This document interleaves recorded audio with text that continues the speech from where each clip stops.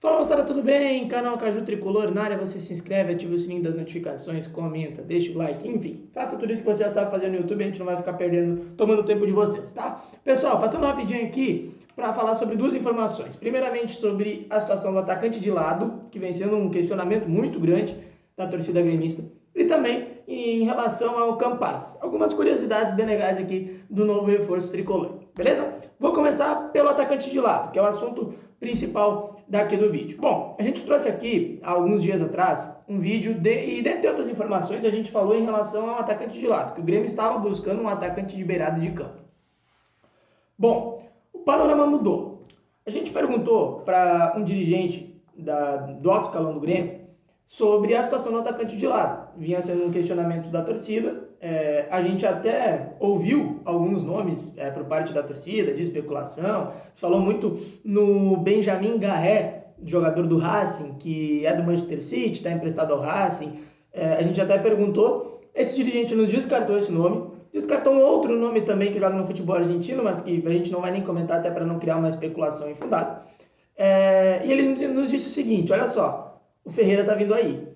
E isso acendeu a luz de alerta. Por quê? Porque o presidente Romildo, em uma entrevista que ele concedeu à Rádio Guaíba, meio que preparou o terreno, indiretamente, para o Ferreira retornar ao Grêmio, né? Retornar ao time, retornar a jogar, depois de toda aquela polêmica envolvendo a quase ida do Ferreira para o Atlanta United dos Estados Unidos. Então, depois daquela entrevista do presidente Romildo, houve um tom de indefinição em relação à situação do Ferreira.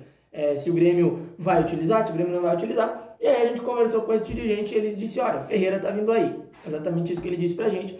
Então, de fato, o Grêmio está cogitando dar uma oportunidade ao Ferreira. E aí bate na questão do atacante de lado. Porque, bom, se o Grêmio tá dando oportunidade pro Ferreira, se o Grêmio entende que vale a pena ainda apostar no Ferreira para esse restante de temporada, o Grêmio tá diminuindo a busca por um atacante de lado. Essa busca não tá cessada. Não é que o Grêmio descarta qualquer possibilidade de contratar um atacante de lado. Mas o que nos passaram foi o seguinte, o Grêmio tem um jogador como o Ferreira, que pode talvez não viver o seu melhor momento, mas é um jogador de certa forma qualificado. Ele vinha tendo impacto no time do Grêmio na sua boa fase. O Grêmio entende o seguinte, o Grêmio analisa nomes, como analisou o nome do Diego Valois, do Talheres, que inclusive o Grêmio sondou, isso foi confirmado pelo presidente do Talheres lá da Argentina, mas o Grêmio entende que vai contratar um atacante de ponta, primeiro, se daqui a pouco aparecer uma proposta pelo Ferreira, ele for embora e o Grêmio vai repor, esse é um cenário. Outro cenário, se tiver uma situação muito boa de mercado, um negócio de ocasião, um jogador livre no mercado, ou um jogador que seja muito bom por um preço acessível, mas nesse momento o Grêmio que gastou 47 milhões de reais aproximadamente nessa janela de transferências, com as contratações do Vilha Sante, com as contratações do Borja, com a contratação do Campaz também, o Grêmio entende que, bom, a gente tem 3 reforços aqui, e a gente tem um jogador que estava trazendo impacto para o time que agora está se recuperando. Então o Grêmio está sim pensando em dar uma oportunidade ao Ferreira, e essa é a tendência de momento. Hoje é muito mais provável que o Ferreira seja reintegrado, isso é praticamente garantido, do que o Grêmio contratar um atacante de lado. Como eu falei, o Grêmio só vai ir atrás de um atacante de lado, vai fechar a contratação de um atacante de lado nessas duas hipóteses. Ou uma série do Ferreira, ou uma oportunidade de mercado muito boa, tá?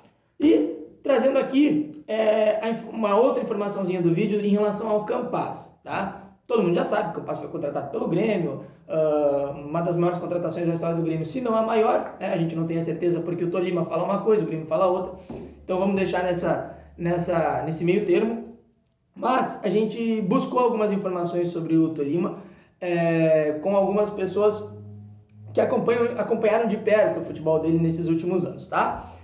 Ele jogou uma partida na última edição da Copa América, ou seja, com 21 anos já é um jogador convocado para a seleção da Colômbia principal, jogou uma partida pela Copa América, pela Colômbia, passou pelas categorias de base sub-15, sub-17 e sub-20 da Colômbia, então é um jogador que tem um histórico grande de destaque, né, seja na base e no profissional.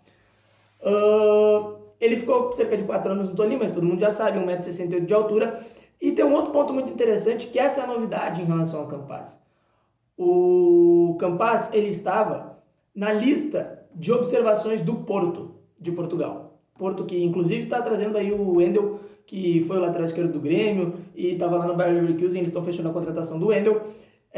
E o Campaz estava na lista de observação. Isso significa que o Porto ia contratar um curto prazo? Não, mas isso significa que estava na lista de observação, ou seja, o Porto enxergava como um jogador de forte potencial para o mercado europeu. E geralmente o mercado português, Porto, Benfica, Braga, Sporting, tem outros clubes, o próprio Marítimo, que foi o Paulo Vitor, Famaricão, Rio Ave, Santa Clara, que está o Lincoln, enfim. O mercado português é um mercado muito bom, que é uma porta de entrada para os jogadores brasileiros e jogadores sul-americanos também. Então, o Campaz estava na lista de jogadores observados pelo Porto. Isso mostra de fato que tinha um grande potencial de mercado europeu.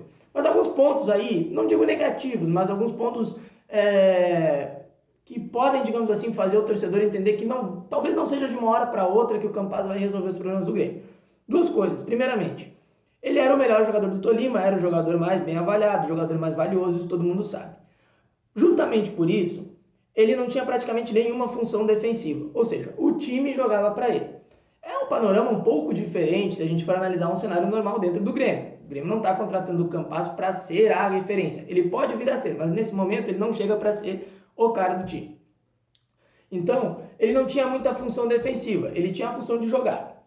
E justamente por isso, o que a gente teve assim, de informação é que falta um pouquinho, talvez, de noção tática para ele. De às vezes estar posicionado errado, justamente por essa falta de compromisso no sistema defensivo.